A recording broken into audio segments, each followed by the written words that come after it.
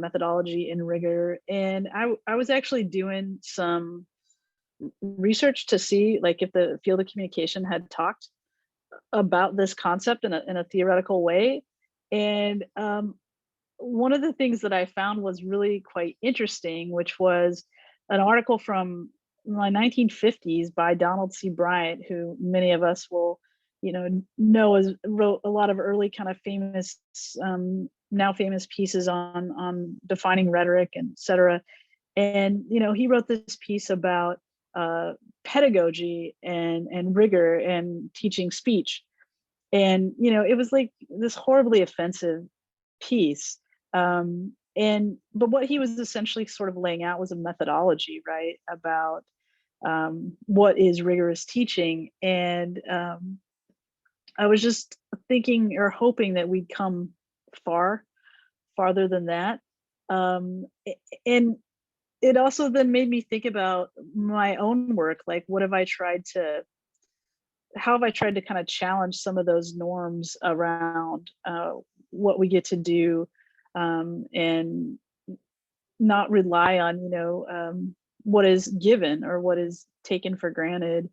And I was thinking about it, we were talking about in our conversations in advance, like, a piece I wrote not long ago about bridge work. And so there I'm extending Amy Carrillo's kind of notion of bridge work, which of course she's extending from this bridge called My Back and women of color feminism. And she talks about in her book Power Lines the kind of positionality of being a mixed race woman of color who is talking with white women, who's talking with women of color, and the kind of bridge work involved there. And that very much as like a totally different approach than the zero sum game. That's something that's either, works or doesn't work in whatever context, relationships, scholarship, etc. And I'd been rethinking that a lot about my own work in relation to thinking about anti-Blackness and thinking about supporting and the leadership in particular of Black women in the academy, lifting up the scholarship of Black women in the academy, being very explicit about indebtedness, and the importance of doing that, I think, as a non-Black woman of color, and constantly keening in that direction and learning. And I think, to me, those kinds of kind of political, put your feet down, stand on that is what I do. To me, methodologically, like, that's really significant for us all to be doing. I think that's how we actually get to the places that we want to get. And so, yeah, I guess that's one big thing I've been thinking about. And I think another thing that I've been thinking about is just like, we have community standards for what we do in the classroom, for what we do on the journal page. And how do we have community standards and norms that aren't normative, right? That aren't rigid? And so how do we kind of apply a queer framework to thinking about those standards? Because, they're inherently violent in a certain sense, and yet we can't exist without norms in a certain sense. And so what does it mean to be accountable to community standards? What would community standards that were built from our vantage points, what would that look like? So those are some of the things I was thinking about. And Andrea, I want to hear what you're thinking about. Just to walk in on the tail end of your comment, I find myself actively having to resist the idea that simply forming a community of like-minded folk or like-affiliated folk necessarily means that every interaction between them will not be violent, right? And so even if you do build community standards that are based on a decolonial format, we will still find ways to enact power, coerce others in that space to make things happen a certain way. And so I like the idea of norms. I understand that norms are designed for a hopefully greater I don't want to say good, but that's the word I'm gonna work with right now. Work for a greater good, and that it allows the majority of people to be able to communicate intelligibly across concepts, right? What comes back to, at least from an intersectional perspective, is that it deconstructs norms to show that everybody doesn't come. I mean, all these interests converge on one particular concept, and that you have to take time to tease out how you can avoid harming each other when enacting these norms. Does that make sense? Right. And so I come to this in part because one of the infrequent critiques I get about distributed Blackness is that it's not feminist, even though I use intersectionality, right? And for those who may not know, I wrote a book called Distributed Blackness. It's really fun. You should buy it. I need money for my kids' tuition. But I go deep. I touch upon intersectionality in my conceptualization of what Black cyberculture looks at, but I don't specifically name check Black feminist or Black womanism specifically. And I've been called out. They're like, well, then you can't use intersectionality, right? It's a framework that's built upon the oppression of women in these interlocking systems. And I'm like, everything is an oppression. And then what do you do when you want to talk about Black women's joy from an intersectional perspective? Right? Then you have to try to make some different moves around what are the possibilities for pleasure and joy in a framework that still may contain carceral or violent elements, but you still manage to find some joys within it. And so one of the questions one of the ways I wanted to use that particular setup to walk into an understanding of what rigor is, because intersectionality in terms of rigor has been debased mightily over the last 5 or 10 years, right? Because it's been taken up by so many people and flattened out to the Peggy McIntosh list of categories, right? I occupy this 7-layer cake or dip or whatever you want to call it, right, of categories, and therefore I am intersectional. And I'm like, you're not actually intersectional until you put the fork in your mouth and start chewing. Then you become intersectional, right? With distributed Blackness and the method that I use extensively throughout critical technocultural discourse analysis, I wanted to allow space for people to bring their positionality, their intersectionality if necessary, right, to bear upon questions of power and technology.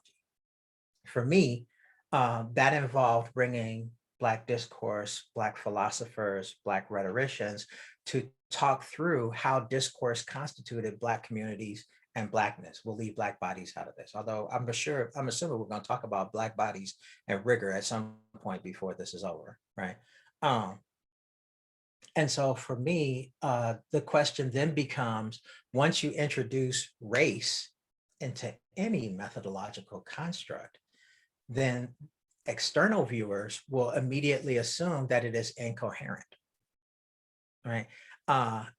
And this may not happen as much in AFM departments, but it damn sure happens in media studies departments, which don't have diverse bodies or look at diverse frameworks. It happens in information science, which is my home discipline in information studies, right? Because as the Afro-pessimist prophets say, Blackness is, what's the word? It's not incoherent, incommensurable. Yeah, incommensurable, right? With any frameworks of Western understanding, right? And so the question immediately becomes, the question of rigor immediately gets thrown up in your face when you start talking about Blackness in any other way that doesn't fit pre-existing Western notions of what Blackness is and can be. Like one of my early challenges with doing the work that I was doing was I didn't want to talk about poor Black people in the digital divide, right? Because I knew more than that. And they were like, well, we would understand your work better if you did. But this is huge, right? Because what they basically do is they limit the kind of questions you're able to ask. Exactly. Right. Yeah. And so the challenge falls back on us to then have to demonstrate how we are being rigorous and conducting our inquiry and pursuing our methodology and asking the questions that we ask. And so that's another reason why I talk about CTDA, critical technocultural discourse analysis, in the ways that I do, because while it is open to a philosophical perspective from that community to understand how they use the technologies that they like, right? I also, because of my social scientific training, say that it must be a systematic inquiry. And so for me, rigor is systematicity, right? Are you applying the same steps to each process across projects, or are you giving your conceptual framework the same amount of work to do across each step of the process? Does that make sense? Right. And so Yeah. for CTDA, if it's critical discourse analysis, I'm looking at the ways that meaning making and power about technology are done in the interface that I'm studying and in the communities that use that interface. And to me, it becomes systematic because I'm doing it equitably. I'm not saying, oh, we have to only examine interfaces from HCI and only communities only from a critical race perspective. No, let's do a critical race perspective on the interface and HCI on the community. Let's do it both ways, right? And that's one of the ways in which I've tried to not circumvent, but try to address questions of rigor when I'm doing this type of work. And so I'm gonna push it back to you, Karma, because one of the critiques I get when I started doing this approach, this method, I call it a technique, right? And pushing it to journals was, why isn't this 2 papers? Right. Right. How can this be rigorous if you're focusing on 2 things and trying to cram it all into a 8,000 word structure, complete with literature review, conceptual framework, data, and data analysis? And so how then do journals play a role in helping us to, is this too soon, AJ? Okay, how then do journals play that role in helping to enforce, right, what Mm-hmm. rigor can and should be for the types of work that you and I do? Mm-hmm. Mm-hmm. Yeah, I mean, I think this is crucial, right? Because even if you're very systematized, if systematicity, is that what your word was? Is the word. Isn't it Is a this mouthful? it is. But if that becomes the standard, it is a standard that is valid in the sense that you're applying the same kinds of procedures in ways that can be verified, and so very social scientific in that way, and yet not social scientific in the way they want it to be, right? And so, and I think people who do things like autoethnography get that same kind of critique, right? And so I bring that example up just to say it's not just about you doing it in your method. It's like anytime people of color are taking up a particular approach, that's can be a critique that's leveled at us. Um, and we had brought up the issue of positionality, and it seems like we're kind of talking about that, right? Like, how do you position what you're doing as rigorous? You know, Andre sort of mentioned systematicity, which I agree with as someone who has flirted with social science. But Karma, I'm curious if you would see it differently. I mean, and yes, in a way I do. I mean, I think like in rhetoric, you're just taught to go be brilliant. Like that's your method. And so you go try to do that. And it's like Ed Black's idea that to be a critic is like to be a composer of a sonata. And so it's this artistic thing. So how do you evaluate that? And of course, it's an evaluation of one's judgment, and that is completely subjective. And there's there. I think I'm very systematized in the way that I do scholarship. I have my like approach, but I do something a little different with every text. I mean, my objective is to get inside a text and to get real intimate with it, feel it up a bit, and figure out what's there. And then I create something from that. I try to create an argument from that, and I try to use evidence from it to make a case. So it is very different, but it's still, I mean, I think it's still rigorous. But then rigor has to sort of be institutionalized, right? Mm-hmm. And then these institutions come up with these norms that we kind of started this conversation with. Yeah. And it's like we have our own sort of definitions of rigor, right? And the ways in which we do scholarship. And ultimately, I feel like that's what scholarship is for everyone, right? It's like you have your way of doing things. You borrow from established traditions, but you do it in your own way. But somehow when, kind of like what I'll just say, when race and other bodies get put into it, there's like a question around that, right? And so how do you answer that question when the institution, be it journals, tenure promotion committees, et cetera, do that. Yeah. Well, let me say something real quick, then I'll pass it to you, Andre, because one of the things that I always share with people is advice I was given when I was going on the job market for the first time in, like, 2007 or whatever it was. And a feminist scholar gave me the advice to, for every scary thing that you give them something familiar. And she was like, you won't always have to do that, but for now you do. And what she really meant by that is everything I was doing was scary. Everything I am is scary to them. So I also have to show them, which of course I knew because I was trained in the kind of traditional way. I also had to show them my new white theory. I don't have to do that anymore, but that was something I had to do for a number of years. I'm in a similar position with the added caveat of now I'm sitting as external on many dissertation committees explaining why the way that Andre does discourse analysis is a valid way of doing this type of work. So I've come a long way from originally, always having to explain to now having to explain on behalf of others. And it's something I always said I needed to do. I needed to become that gatekeeper, but it's just kind of when I reflect upon it, it's just, to a certain extent, I think we should also talk about rigor through the ways in which we bring together bodies of knowledge that were previously unconsidered. And so this goes back to Karma's thing about, what type of systematicity are we talking about? An autoethnographic systematic inquiry is very different from a participatory action research systematic inquiry, right? And so I hate to bring validity and reliability into this conversation. I really do, because I'm partially trained as a rhetoric scholar. And when Karma said, rhetoric is about being brilliant, like I felt that, like that's what my instructors told me too. They didn't give me any other guidelines beyond that, right?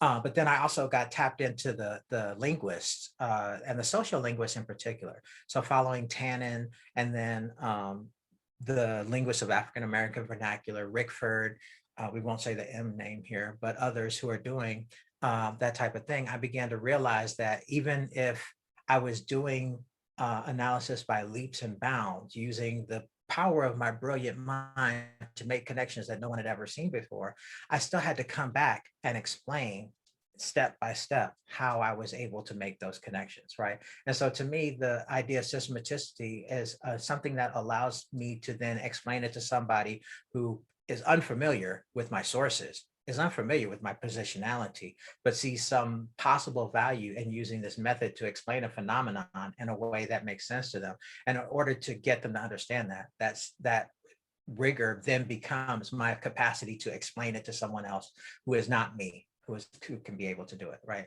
And I have not yet gotten there. Like I'm still working on it, in part because I've done now 2 different modes of scholarship. I've done articles and I've done a book. And the article doesn't give you enough time to really work through critical race methodologies. It does not.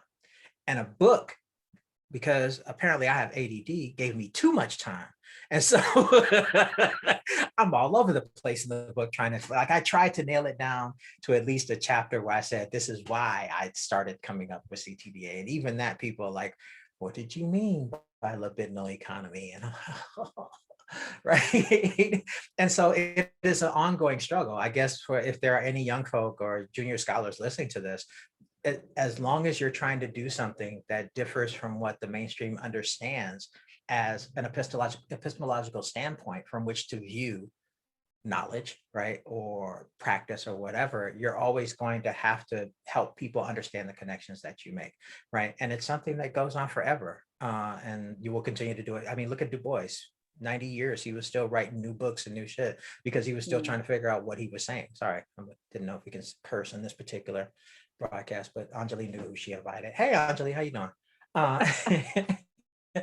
Right. And so I want to throw it back to you, AJ, because even though you're our esteemed moderator, your early work on YouTube, right, was very much a departure from the norm of what we understood social media platforms to be and to think about, right? And so let's ask Jean Christian, right? How he managed to become a rigorous YouTube scholar as opposed to a television scholar or a film scholar.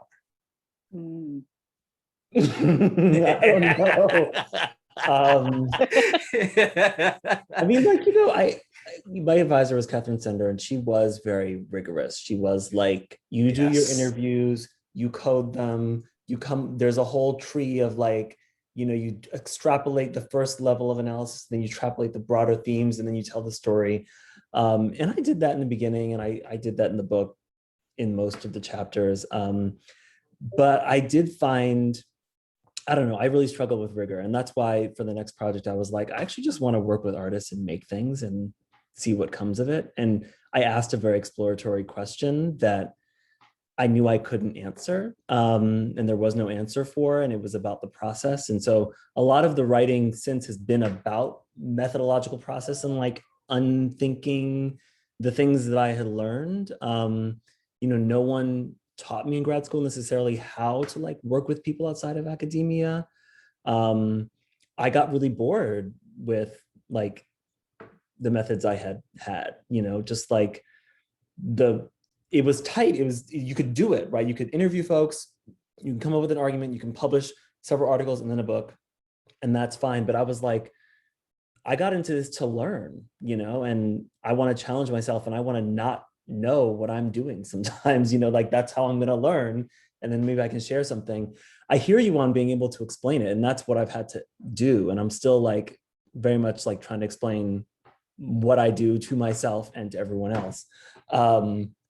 So yeah, I followed the rules, I think, a little bit. And I did the thing that Karma did, where it's like, you give them something they're comfortable with, right? Like I contextualize this in political economy and, sociology of art or media.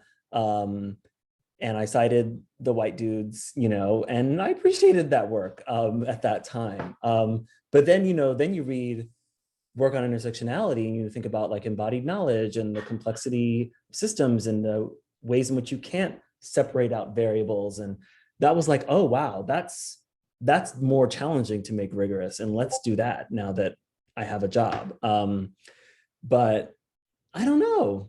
I don't know if it's something I would always advise junior scholars to do, especially. I think it is something that maybe if you want to try and not be rigorous in a way that is recognizable, our institutional framework kind of forces you to do that after you've done what the institution wants you to do. And then in some ways it's harder to unlearn all the things that you've learned, right? So yeah, and there's lots to say about how you can be rigorous working with people outside of academia. That's maybe for next week. Karma, what do you have to say about this discussion about dealing with these institutional parameters we're in? Well, one of the things that, you and I, AJ, were talking a little bit about this on Wednesday. And one of the things that what you're saying makes me think about is like, all theories of creativity essentially say like, you need to learn the form before you can get creative with the form. And I tend to feel that way about scholarship too. And then I wonder if I'm, old and conservative now, because I want my students, and I tell them this, I was like, I'm going to teach you a bunch of like white man shit for how to do this thing, because I actually think some of it's pretty good. And then I want you to fuck it up after that.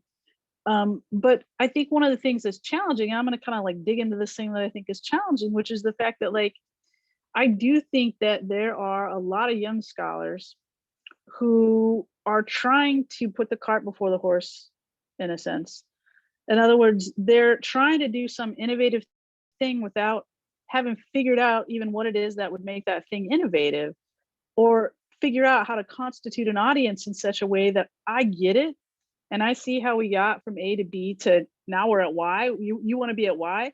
I'm seeing it, but a lot of times I don't see it. And, I'll say this to this group. I said this to you, AJ, like, I feel like I'm reviewer too, the asshole, a lot of times, because I'm looking at stuff that's not ready. And it's not that there's not a great idea there. It's not that it couldn't be ready in 3 to 4, 5 revisions. It's that it needs to bake longer.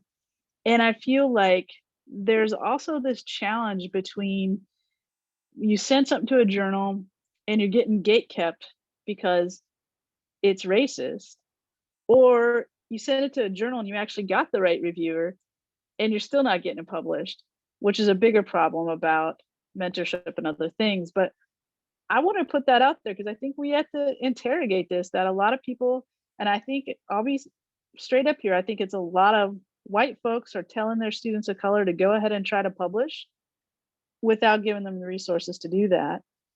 And then it gets messy on my side politically when I know I'm reading a young scholar of color, usually a queer scholar of color, and I'm gonna have to recommend reject. And these are questions when we're talking about rigor we have to deal with too. But So I at don't the know. risk of being messy, we saw an example of that with the recent FACT conference and the brouhaha that surrounded a critique of Sophia's work, Sophia Noble's work. And the article itself was, you know, one of the things my advisor said when I passed my exams were like, all you want to do is critique. You need to learn the basics first before you can start critiquing. And so from a basic level, it was okay critique. But her mentors failed her. Their mentors failed them, because what they did is after the article was submitted and accepted to the conference, they were given a chance to make an addendum to address minor errors. And what they did was drag Sophia and other authors for their perceived inaccessibility to the struggle of everyday people and how they understand the type of work that they do. It's just like, you can't do that. Like, that is a failure, right? And it blew up online because Sophia tried to address it without calling the student out. The student responded to it. And then a whole bunch of other people jumped in and trashed Sophia for even responding to the student, right? And at the risk of ruining my own pristine Twitter reputation, right? If you come for my work in print, I'm coming back at you by whatever channel I have to come back at you. And because in some ways, that's what the intellectual world is about. It's an exchange of ideas, and you don't have to like my stuff, but you're not going to disrespect me and expect me to just let you get away with it because we don't occupy the same power strata. What's the Omar Little quote? You come for the king, you best not miss, right? Right. But the other part of it too is the fact that they did not have the chance to send that revision out to their mentor and say, hey, is this okay? I'm about to resubmit. Right. There was nobody for them to talk to. Right. And I feel that this is what Karma is saying, exactly some of the same things I'm seeing in the stuff that I'm being asked to review. Right. I am also evil reviewer too, because I would be like, you should have cited this. You didn't look at this. There's some older literature you need to do, revise and resubmit. And I've had people come at me like, I know that was your style of writing. And why were you so hard on me? I'm like, because one, if you're citing my work as part of your argument, but you have all this other foolishness tacked onto it, I'm not going to let you put my name in conversation with foolishness, one. But two, you can't just start from a critique if you don't have the, like Karma says, if you don't have the base knowledge, right? If you are not grounded, you can't fly. That's basically how it should be understood. And a lot of the younger folk take this to be their favorite word, carceral, right? We're not allowing them to live their full selves. And I'm like, you still have to grow into your final form, right? And part of that growing into is feedback. You need to get feedback from not just your friends who are in your cohort with you, or your Twitter group or Tumblr group of people who are doing similar work, but also senior scholars who have had to suffer through the slights and arrows of things so that you wouldn't have to go through all of this again. And I think that's an additionally underappreciated part of rigor, that you get feedback from people to tell you, hey, this scans, this doesn't scan. Consider working this from a mode of constructive critique, right? That enables you to be able to present arguments both for the haters at the journals who don't understand race thinking, right? But also for the people who do want to build with you. And so that you could be visible to them and help them continue to make connections. between the stuff that you are reaching out to that people haven't thought about before, but making connections to the stuff, not just saying there's a gap there, but saying you're also building on that work, right? Yeah. In order to build new research. Sorry, I'm off my And soapbox. no, but it's a great sign of respect. I mean, when you give someone's work the attention it deserves, that's a sign of respect. It's not a sign of disrespect. And I think it's hard for people to hear that, because I don't know why, but I think like that's where we both come from, is like, I'm going to give you that because you deserve it. And I'm sorry if you haven't got it elsewhere. And that's why you're submitting this trash. I mean, critique, I always tell my students, is an act of love, right? Like when you love someone, if you're in family with someone, you're really close to someone, you are the person who can critique them, right? And that is how, and you do it because you want them to grow, you want them to be better. That is an act of love. You know, there's ways to critique. There's like, you know, obviously there's bad ways to critique. There's ways to critique that don't consider the fullness of the thing that you're critiquing, right? It sounds like, I didn't follow the Sophia thing. It sounds like that was what was maybe happening there. So there's bad critiques, right? But then good critiques, which, like many of y'all, I don't know if I'm reviewer 2, I'm maybe reviewer 1.5. Like I will revise and resubmit, but I will give you 3 pages, single spaced, of like all the things that I want to see in the revision, because I want the work published in my area to be good, because I want other people to take it up, right? So I think some of the things we're kind of talking around, which we kind of might want to segue towards thinking of collectively about how we can actually start to define or improve or get a deeper understanding of rigor, are the structural conditions under which we're all operating, right? Because I think some of the things that we're pointing out here are part of a systemic problem. I think, well, many systemic problems, right? One being the pressure to publish, right? Like, should graduate students be submitting to top tier journals? They have to, right? They have to get a tenure track job, but should that be the way things are, right? Of course, we've mentioned journal editorships that aren't reflective of our communities, or just the fact that there aren't that many POC scholars who are getting tenure track and tenured positions from which they can mentor graduate students, right? And when they have those positions, we're overworked, right? And so mentorship becomes something that's really difficult for us to do. Funding for graduate education, the really brutality of the tenure clock and the rising standards for tenure, and university conditions that make it easier for white scholars to get published, more access to mentors, feeling more comfortable, right? The idea that you referenced, that's like, Andre, where it's like when you bring race into the picture, a journal article becomes an impossible task all of a sudden. There's just too much. There's too much history, and the concepts are really thorny, and like you only have 8,000 words, including citations. So this is something I've struggled with my entire career. I think I hate every journal article I've ever published because of that reason. You know, I just don't think it's the right venue, and yet we are here, right? We are here. We have these systems in place. We have to fugitively find liberation. So how do we do that? I think, Karma, do you want to start with this question? Because I think it was a really good one for the group and for us to think about, because we're talking around it, but we want to sort of know maybe how people define quality. I mean, it's a good question. I mean, there's a couple things to say here. You know, I guess one thing maybe I'll back up for a second. Maybe one thing I'll say is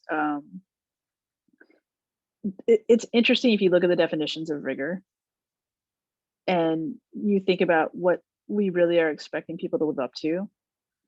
And like, you know, rigor, if you look at the OED, rigor is like rigidity of action, or harsh inflexibility, or extreme strictness, right? All these just like tight things. And you rarely see rigor being defined as things like transparency and accountability, right? Which, can you imagine if that was our criteria, what that would mean? And you know, I was thinking about I hadn't mentioned this to either of you in our conversations before, but it actually came up and I was like, oh my God, I have to share this story just because it's so kind of poignant. Like no matter how far you get along, like this kind of shit. So, last year I published this little book of interviews called Palestine on the Air. And it's interviews that I did while I was a radio host, and they're all about Palestine liberation. And so I tried to like pitch it to, Verso and some presses like that, but none of them wanted it. And so then I was talking to my editor at the University of Illinois, and she was like, I love the idea of this. She's like, but University of Illinois, Palestine, like, how would we make it happen? And so they all the editors got together and they came up with this idea, which was basically publish it as kind of an imprint of one of the journals, the Illinois Press journals that I'm on the editorial board for. And they were like, that way it won't have to go through the University of Illinois, University Press Board, of which Carrie Nelson, the big Zionist, is a member.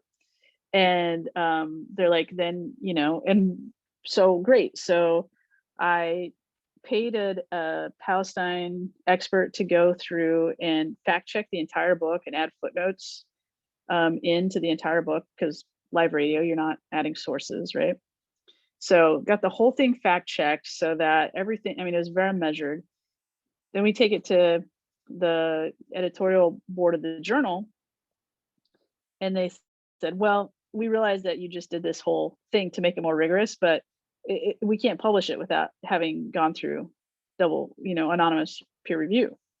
So then they had to send it out, and then it had to go through peer review. Even though these are interviews that aren't going to be edited, they're not going to be changed. Nothing about it's going to be changed.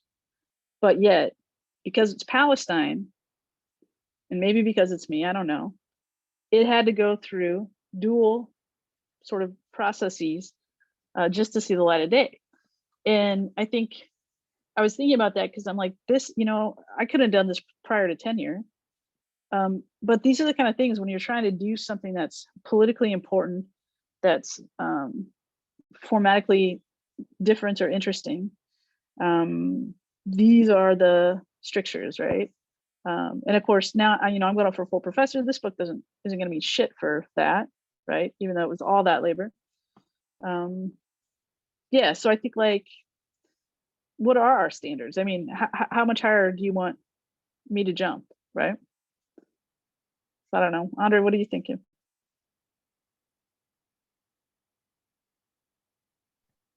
I was just thinking you got Stephen Salighted at Illinois. Sorry, that's not funny, but yeah, they're still struggling with that situation that they brought on themselves. In part, I can't speak to journal policies or gatekeeping apart from a conversation. I think you might have been part of this conversation too, Amar. At some point, I feel like you and I and Khadijah Costley White and Al Martin and Kristen Warner were talking about the idea, this was 8 or 9 maybe, where we would get together and become the gatekeepers for the type of research that we wanted to see, right? That we would filter out as we got senior into these journal editorships, these editorial boards, or doing steady reviewing, so that we could in some way ameliorate the really kind of ridiculous demands and restrictions on the type of work that we want to see, racial particular, right? But there's also some media stuff in there for me. And I say media in part because I do see myself as an information science person, right? And so my version of gatekeeping is when I see people in media studies and film studies want to talk about social media as if it's a dumb pipe. Drives me nuts, right? And the journals, in their way, encourage this type of thinking because they want to see articles on new phenomena without necessarily encouraging researchers to be more reflective about that phenomenon, right? But that's a digression. What I do want to come back to is this idea of gatekeeping, right? And I want to particularly reference it with the idea of getting tenure, because I see the process as inextricably tied to publishing, right? You have to publish in a top tier journal. You have to get peer reviewed by a press, right? That press has to be prestigious. Don't you dare go to Rutledge, right? Or other spaces, right? And in many ways, that particular process is fraught with an external, the university's desire for external recognition of metrics that they're already well qualified to measure. If your department made up of PhDs recognizes that your work is good and they vote 17 to nothing that you should be advanced to tenure, what more could an external reviewer say? Especially for us in fields where we're crafting different pathways towards knowledge and epistemology and ontology, right? Where we don't even have the senior faculty necessary for, Michigan needed, I think it was 8 full professors for my tenure packet. 8 full professors to talk about race in the digital. Please, I know 5 of them personally. Sorry, that was 7. I know 5 of them personally. Ain't but 2 or 3 more that I don't know, right? That's not enough to comprise a full thing. And so the ways in which our bodies are constricted in order to, where we have to fill in the gaps in what the university as a racialized organization refuses to acknowledge. And I'm sorry I keep bringing this back to race, but for some reason that's really important to me. I find it's a rupture that manages to manifest across phenomena, institutions, circumstances, whatever, right? That our bodies are the necessary component to complete the chain, pun intended, right? That will allow people like us to continue to advance and then be overworked in these types of situations where we can provide legitimacy for this type of research, for this type of mode of production, this intent to love on a group of people as opposed to pathologize them. Right? We are continually conscripted in order to fulfill that purpose.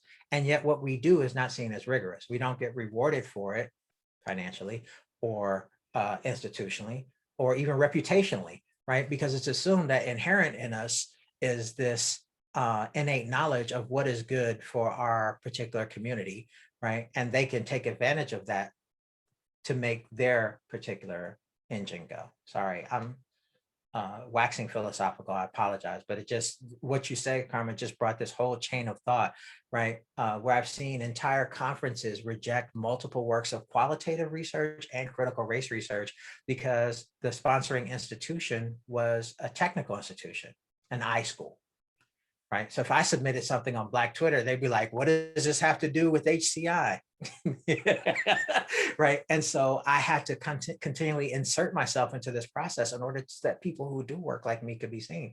And that is really what kind of captured me, how you had to like finesse the system in order to get something published, which would be of immense interest, right? Especially if you think about how Israel is treating Palestine. They got the pogrom, a literal pogrom going on right now, right? Where fascists are roaming the streets.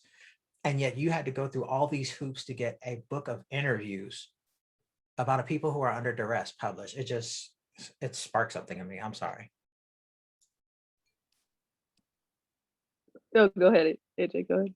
No, I just think it speaks to the idea that the whole concept of rigor is about the limiting, the constricting, right?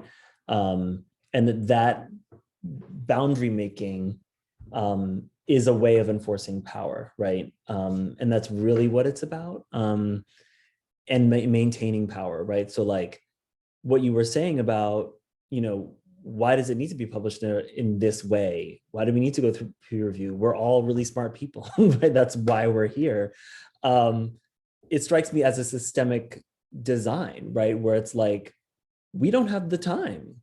I mean, the T is, we're all so busy, all of us scholars, whatever identities, busy trying to produce for this system. We actually don't have time to sit with really challenging boundary breaking work and assess its rigor, right? Like, so we started this conversation, as part of the conversation, with this question of how do we find quality.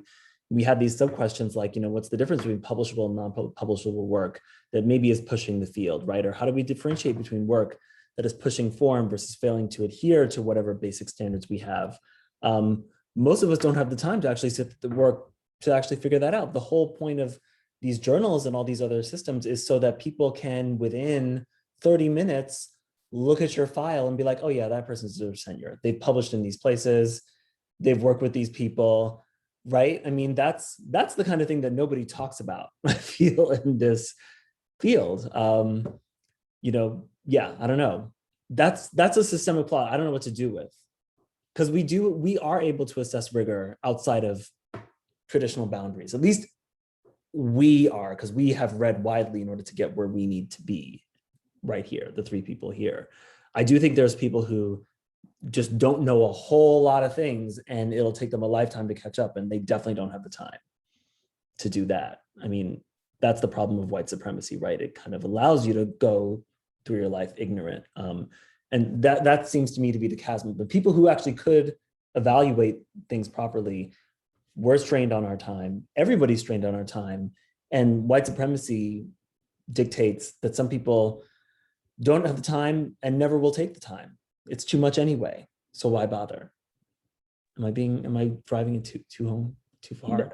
No, that's exactly right. I mean, and I talked to you guys about the piece that Michael Studeman wrote last year. So, Michael Studeman, white guy, scholar, Penn State, in the midst of the Medhurst affair. Maybe this has been talked about in some of the other sessions, right? But, he was writing about the fact that he gets published in Rhetoric and Public Affairs as a white guy trained by white people, writing about what he thinks are white things and completely eliding the conversation about race.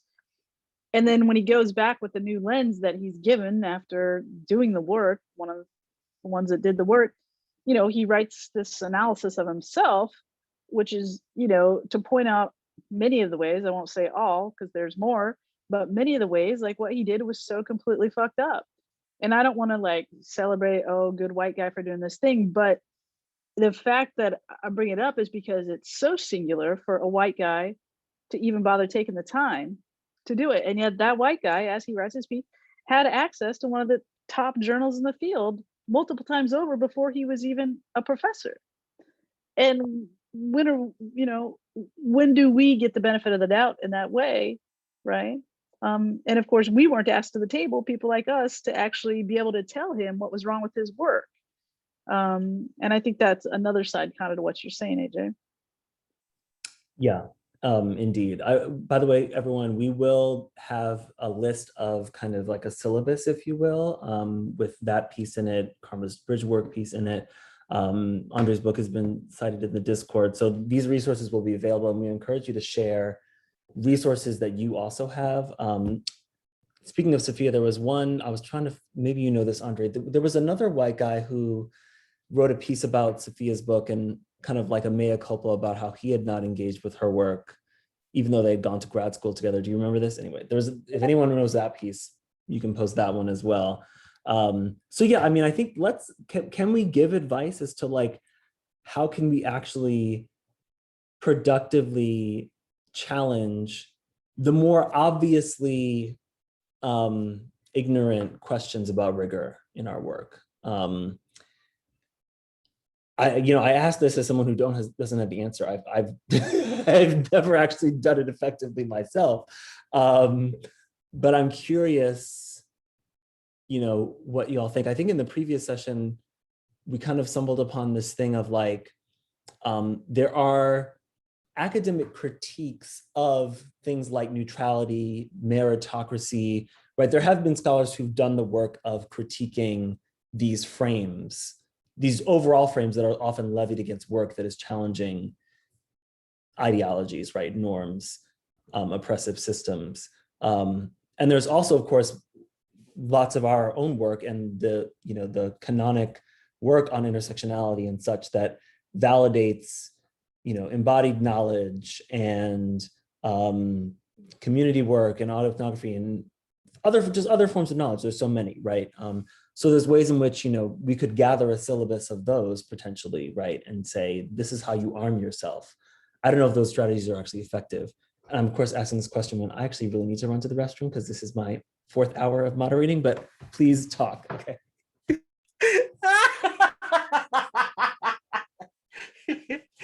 So let me play with this for a second. Go for it. I have a question for you, Karma, that I want you to consider while I'm running my lip. Would a new journal solve all these problems? Yeah. One of the major problems in addressing the problematic, because it's not a problem, I don't think we'll ever really be able to solve it, of how to be able to convince scholars who don't have an investment in their own racialized identity to see our investment in our racialized identity. One of the problems is that we go back to incommensurability, right? We can never really convince someone who believes that they don't even have an embodied existence, that their purpose is transcendence of that embodied existence, that our bodies matter. So you get, when we say Black Lives Matter, they're like, oh, don't you think all lives matter? And like, we're not saying all lives don't matter, right? We're saying that y'all obviously don't value the Black ones, right? And that's going to continue to be a problem for both liberal and conservative institutions, right? One will directly contradict this and the other will try to sidestep what our logics and our feelings are, right? In order to reassert their own positionality, right? And so the reason why I asked you would a new journal help, Karma, is because ever since I've been doing this internet stuff, one of the primary things that white technologists say when Black people are like, we want a space we want you to properly let us represent ourselves in this space, is they say, well, go make your own website, right? What are the problems with trying to build a new journal, right, to allow folk to represent themselves in ways that are equitable, that are inclusive, right? What are the problems with trying to build a new journal and doing that type of work? Yeah, I mean, it's so hard, right? Because you're effectively then siloing yourself, which is what they accuse us of doing all the time anyway. But on the other hand, I mean, I guess I think of it as like, so much of our task is to constitute an audience. And so to do the work to get that audience to be our audience in the way that we want them to be, and how much harder that task is for us doing the kind of work that we're doing. And one response to that is to constitute a venue. And I think it's a mixed bag. I mean, you know, I'll tell you 2 years ago when all of the Medhurst shit blew up, um, you know, we had an opportunity to do it. And we took it. And, you know, my thinking on that was, good, if Michigan State, which is one of the major rhetoric presses, and yet basically has black boxed folks of color from it, if they're going to give us this opportunity to create a thing there, then let's fucking take it. And my view on that, you know, we had to fundraise for it, and my view on that was, let's make all the big white departments pay for it. And so we raised $70,000 by going to all the predominantly white departments. You know, we got $500 here, $5,000 there.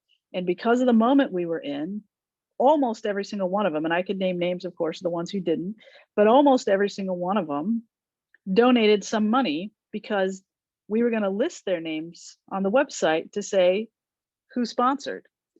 And nobody didn't want that after what had happened that summer with Medhurst. Nobody wanted to be affiliated with Medhurst. And so we were able to capitalize on that moment. And then we were given full license to create the journal how we wanted to create it. And so we decided collectively that we wanted it, you know, to bridge rhetoric and communication, rhetoric and composition, that we wanted a collaborative editorial structure, and that we wanted to be able to publish traditional stuff, but all kinds of form. And so, you know, Carmen Kennard and Brian McCann are getting that thing off the ground now. It's going to be a great venue. Is it going to be allowed to be on the list of top journals for people going out for promotion and tenure? And I should also say, we were very strategic in calling it Rhetoric, Politics, and Culture, because we thought that is a very, you know, studious name. It signals something that is a little bit off, but we didn't call it, you know, rhetorics of race, class, gender, you know. So we tried. So we'll see what happens. I mean, it remains to be seen. I don't know if that was the best choice. It felt right in the moment. Oh. I mean, we could talk about how for years I've described myself as a race and digital media scholar, when the race I study is Black people, right? Because race allows you to get in certain places where just straight up talking about Blackness will not. Like they come with the hope that you will talk about a racial construct that they're familiar with. And so, yeah. In terms of for this workshop concept, one of the things I've told mentees as soon as my diploma ink was dry, probably before that, was that you have to build a practice I call hater blocking, right? Mm. And you have to be conversant in your method, like to the very tippy top of your method or your disciplinary sources, so that when you're doing this work that pushes your discipline to consider objects or phenomena or people that were previously deemed disposable or fungible, right? That when people try to challenge you on whether this work is significant, right? Or whether this work is even relevant to the discipline, right? You can say, well, according to X, Y, and Z, or I'm able to answer these questions from this method based because this method allows me to address these certain phenomena, right? That takes them out of their attack mode, because they can't attack you on method. They can't attack you on disciplinary things. They have to come back to the things where you're actually trying to advance the field, right? And that goes back to our earlier conversation. Like, these young students really have to learn to be conversant in the old white men canon. I hate that we have to send them back there, but if you're not armed with that knowledge, you're going to get tripped up every time, because people will say, well, since you didn't read Heidegger, there's no way you can talk about technology, right? You didn't read Glissant, you didn't read Gadamer, right? So there's no way you can talk about this other racial phenomena that you want to talk about, because you simply have misconstrued the words of this canonical scholar. And so to avoid that, you have to be twice as good to get half as far, right? Twice And as so good, half as far. So that's one not helpful suggestion, right? The other one,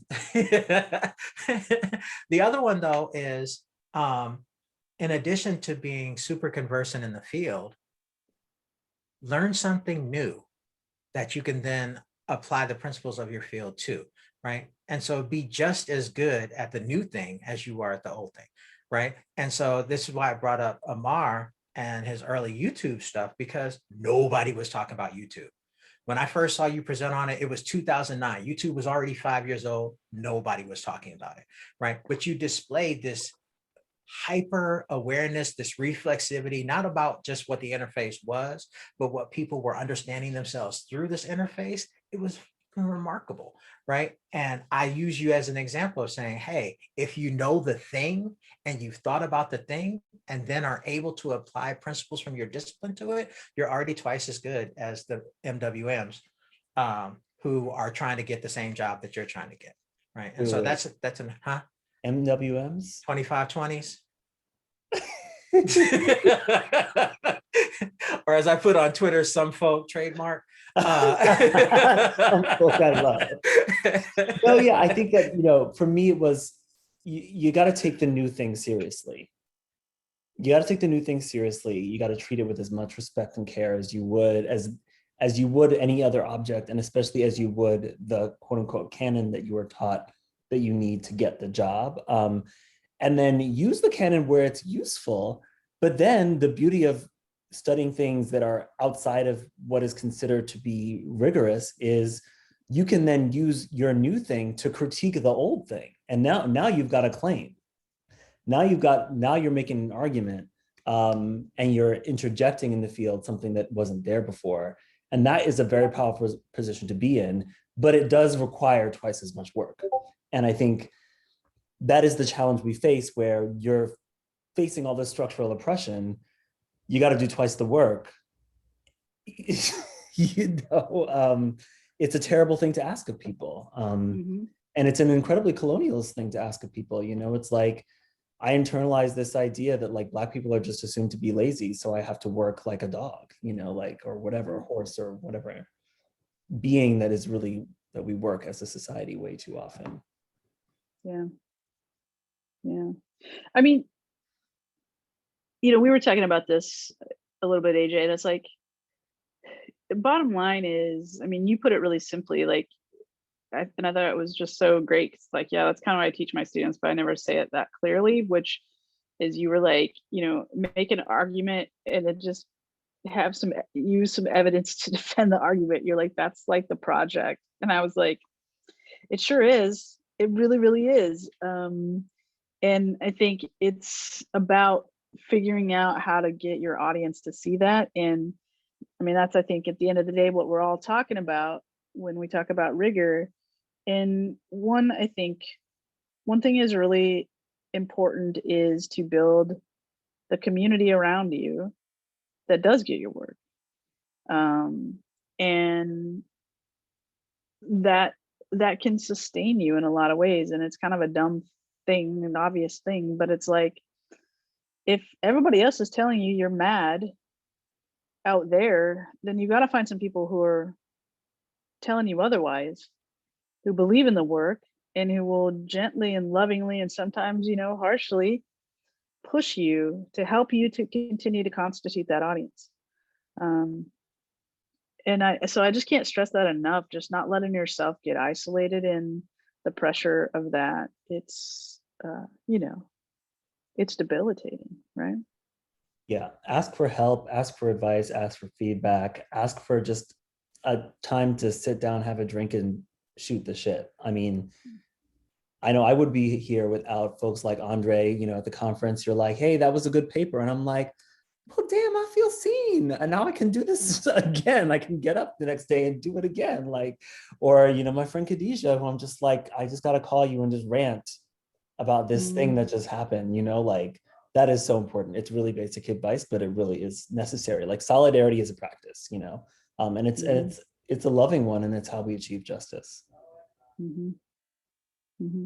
And the other thing is, like, I was just saying, it helps us to, if you have, especially if it's kind of multi-directional, right? And so you have more senior folks. It's also it's armor too, right? So when you are going up for the job or for promotion and something fucked happens, like, you want to have people to be able to call on who can help you make those claims, because inevitably this happens to us, right?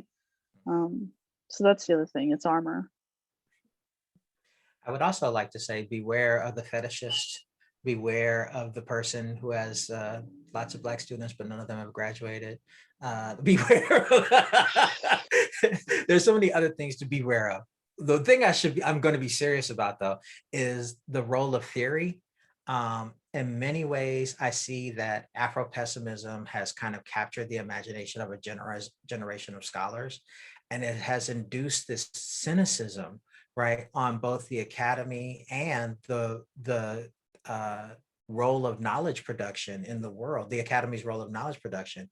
And while Afro-pessimism is an interesting theory, it is not the only theory through which you should proceed to understand the world, right? And I say this because there's a line that Sexton has in one of his articles, I think on anti-Blackness, right? And he says, Black people can have joy, even as long as they understand it's a deviant pathology with which to engage the world of modernity and Western culture. And I'm like, God damn, like, that's all we get? Like, how am I supposed to understand the world if even the joy I feel is a pale shadow of the things that white people can enjoy, right? So understand that some of the theoretical perspectives that you may have fallen in love with are not sufficient to interrogate every phenomena or research subject or, device that you want to interrogate. Everything is not anti-Blackness. A lot of things are anti-Blackness, but Afro-pessimism is not just anti-Blackness. Afro-pessimism is a specific theorization about the positionality of the Black to the world, right? That's not the same thing as anti-Blackness, right? And be clear on that difference, right? But the other part too is, as you work through theory, work through the theory, right? So I'm currently engaged in this Jeremiah to understand libidinal economy. I started apparently from the wrong side. I started from Barth. I started from Wilderson, Sexton, Moten, right, to do anti-Blackness. I do Fanon. I do some Black philosophers, right? Where I should have started was apparently Deleuze and Guattari, right, or Jung. And I'm like, Or I should have started with Masumi and Ahmed. I'll take the Ahmed. You can keep Masumi, right? And I say this because it may look as if I've written a book, so I'm already on the way to understanding what libidinal economy is. Yeah, I'm just getting started, right? And I am continuing to refine what I understand for libidinal economy to help me explain what Black joy is and could be from leading to an Afro-optimistic perspective. But that work is ongoing. It requires multiple engagements with disparate objects, disparate people, and other thinkers, right? That's the key about building your network of support people. Don't just build a support network of people who think like you.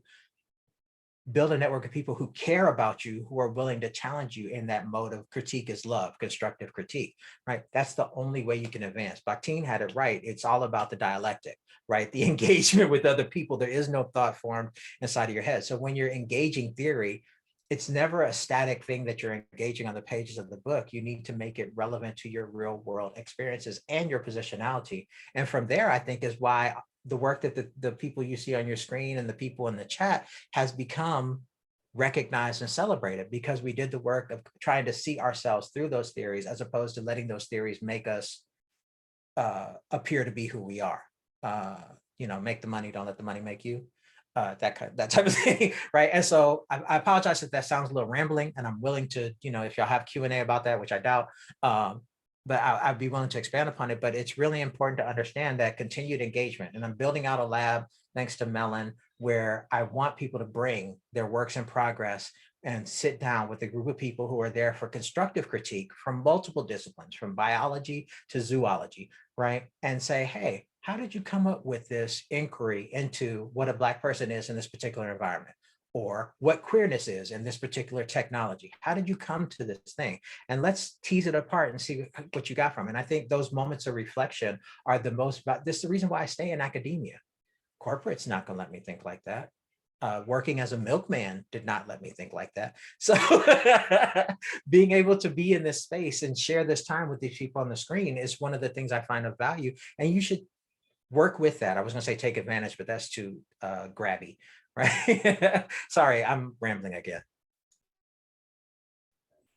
Yeah, find joy in it, right? That sense of exploration and self-questioning is a way to get at whatever rigor means for you. And if you found joy in it, when someone asks you to justify it, you would have done the exploration. And so you can explain the rigorous process that you went through to understand whatever it is you're understanding. And that is a frustration I also have with Afro-pessimism, where it seems like the theory is kind of baked in and people are just sort of finding the places to, slot it in. And it's like, yeah, you can find Black pain anywhere. It's like, just walk out the door and you can find it. But I've seen graduate students take that ideology, unfortunately, and I see them pull away from other people, from academia. It's really concerning because it's not something that spurs on exploration and questioning and conversation and joy. It's kind of like the conversation's locked in. It's very concerning. Sorry, Afro-pessimists ran over. This is a weird question, Carmen, so feel free to smack me. But is there a similar movement around, there have been so many concepts, Latinidad, Latinx. Is there a similar movement to talk about anti-indigenous, say, and anti-mestizo perspective in queer and Latino studies? Yeah, I mean, I think, one of the things that we've seen in the last few years is a real reckoning with the equation of Latinx, Latino, Latina is mestizo. And I'll admit that I grew up thinking that. So, that's why it was la raza, because we were brown race as, right. Mexicans in particular. And always, kind of knowing that there was an indigenous past we had no access to, because, so we could imagine, my dad would always talk about how he was, his ancestors were Aztecs. He has no fucking clue what he's talking about, but it was like this mythological thing, right? But Although, when he got his 23andMe back, and then he was like, see, I think that's where the Aztecs were. Anyway, and then similarly with the question of Blackness and centering Afro-Latinidad. And so, yeah, I think there's a huge reckoning in the field. I mean, in my department, we did a several part series of our podcast last summer on the relationship between kind of Latino politics and Blackness. And, just really dug in to these conversations, talked about the sort of supremacy of mestizaje and how that erases indigeneity and Blackness, and really is a white supremacist kind of ideology, even though many of us grew up in it, and many of us, kind of identify as mestiza, I mean, in Gloria and Soldua. I mean, so, but the chickens have kind of come home to roost on this for us too. And what is our relation, to bring Sexton in again, as junior partners to white supremacy. And I think that's really true. And so there's a lot of good work about, critical Latinx indigeneities, work centering Afro-Latinidad, but it's not the mainstream, but it is a kind of growing reckoning and movement. And it's also happening not just in the academy, it's happening among organizers and activists. So like Mecha, sort of they don't want to use the word Chicano anymore, right? Because for them that's too embedded in mestizaje. And so, yeah, we're having these wrestlings too, but it's in such a different vein. I mean, thinking about race and Latinidad is so different, I think, than when you're thinking about questions of Blackness. Even when you're talking about Black Latinos, it's still different. It's messy. It seems to be messy talking about race in any context, right? Because there's so many different antecedents and contexts in which you have to account for before you get to. And so that's part of what I thought this conversation would be about a little bit, Amar. Like, how do you rigorously define a race, given that it's a social construct, right? Well, you wanted to go there. I mean, we can go there. No. But I think one of the things that we had talked about maybe discussing that Karma is gesturing to is the ways in which we are having the rigorous conversations outside of view of maybe some of the dominant institutions in our field and subfields, and that actually pointing to those is a way to identify the rigor in what we're doing. So I'm actually going to ask you, Karma, in our document to paste a link to whatever you were talking about, that conversation, because I didn't know that was happening. And it's a conversation that I've talked about, with various scholars and sometimes in classes, and gesture towards here and there, but I had no idea that there was sort of a kind of movement that seems to be a little bit about trying to understand what solidarity looks like. So I would like to gesture to that as an example of rigor. And I'm thinking also, Andre, I'm asking you, have there been self-reflexive conversations around Afro-pessimism? Has there been? I don't follow this much. I just read the work and my brain hurts and I have to go for a walk. That's my relationship to it. That's pretty much my relationship to it as well. One of the spaces for reflexivity has been the call out of Wilderson and Moten and Sexton for not properly crediting or improperly crediting, take your pick, Winter, Spillers, and the like. Right. And so I'm going back to reread that stuff, plus Kara Keeling. And now I'm currently in love with Dear Science by Catherine McKittrick. Right. And so for me, that conversation is ongoing, and that people are suggesting these books should be read in order to further elucidate the possibilities for anti-Blackness, because anti-Blackness is at its core also an anti-feminist epistemology, right? And so, like, how do you begin to reconcile with that as well? And so, I don't know. It's a good question. My timeline would tell you different, though. They argue about it all the time. Okay, yeah, I guess I'm just not following. I'm not on Twitter, y'all. That's the problem. You're not missing anything. It's my neighbor. It's my front porch, though. Okay. Clearly, I'm inside having a cookie and enjoying my life. Yes, I think that if there's anything you can link to, Andre, that you think is kind of a locus, a hub for that, because I think maybe one of the possible outcomes of this workshop could just be showing, in some ways, like an easy thing to link to when people are like, we got this question in the last section, like, oh, you're just biased, like you're just studying your own community, and so you're therefore not neutral, and so therefore your work is not rigorous. That I've never What? gotten that critique. Yeah, but I hear people get this all the time, and so I'm just like, how do you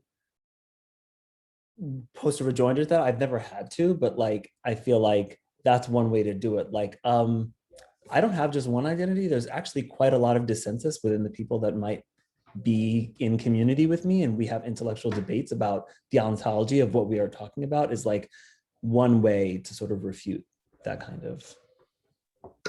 And the fact that our entire fields, whether we're talking information, media, rhetoric, anything communication, is all built on white cis straight dudes in the US and Europe studying white straight cis dudes. Like, come on, if that's not me search, I don't know what is. And so it's just a ridiculous premise.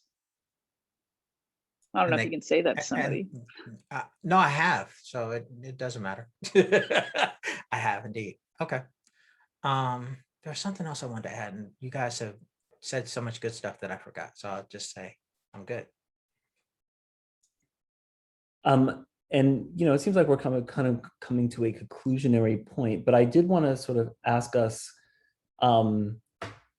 if there's any strategies, either imaginary, like they don't exist yet and you would like to see them, or that you actually have seen already in practice in terms of challenging the canon or classical methodologies, challenging master lists, challenging this idea that there are good presses and good journals for various things, expanding tenure reviewers, right? Andre, I need 8 full professors. Like, what do you do with any of this stuff? So you're saying we need a green book? Is what you're saying? I mean, I was almost thinking something like that when Karma was like, when you said you were organizing this like series, right? It was like a series on a press, you said, that Carmen and other folks are working on. Like, that is something that we've been doing, right? Is like coming up with our own series, journals, etc. How do we validate those? I don't know, is another question. It's interesting because so I wrote about a Black browser developed by Black developers that was based on Chrome. And one of the critiques Black people had of it is, if you put us in this corner with our brand new browser, how will we get to see the rest of the world? Right? How will the rest of the world get to see us? And some people are like, well, we need that safe space. But my thing I've been saying on the Eternal Book Tour, is that no culture is formed in isolation, right? You get to know yourself through the viewpoints of others. And so the new journal thing is the same thing as a new website. The problem is discovery, right? How do people get to find your solo ship sailing the vastness of the ocean? It's really difficult. So the idea of a green book is a great one, I actually think. I feel like we could just fill it with snippets of advice to future scholars, right? So that whole idea of networking at conferences, even if you're shy, right? Or which has definitely been a problem for me. Shut up, Amar. And so the idea that I've had to pass on to a number of folk who are just now starting to come up for tenure is that you need to be able to make a case for associate professors in your field who have been basically groundbreakers and are necessary, who would therefore be good external reviewers for your case, even if they have not been elevated. And let's ask why they haven't been elevated to full professor. Is it because they're brown? Is it because they've overburdened with service work? Is it because they're women, right? Is it because there are so many other structural factors holding them back? Let's consider that before you say I have to have a full professor in order to do that. So that type of advice perhaps would go in. For the idea of rigor, I found the thing that I was going to say. The thing I suggest that really kind of ticks new students to me off is that really the only way you can find rigor is by looking for nuance, right? And so if you are immediately satisfied with the forthright conclusions that a piece of work offers you, that means you're not asking enough questions. Because what it has done is has satisfied the libidinal monkey in the first part of your brain, say, oh, I like this, right? But when you start digging into it and saying, oh, but I don't necessarily agree with everything, that's where the beginning of rigor comes from, because you are then able to mount systematic, there's that word again, right? An informed critique, right, of the things that you like, which then will allow you to go back and do informed critiques of the things that you don't like, which may also have things in them that are of use to you, right? And so going back to that idea of rigor, nuance is important to the development of rigor. And I say that in terms of understanding racial identities as well, right?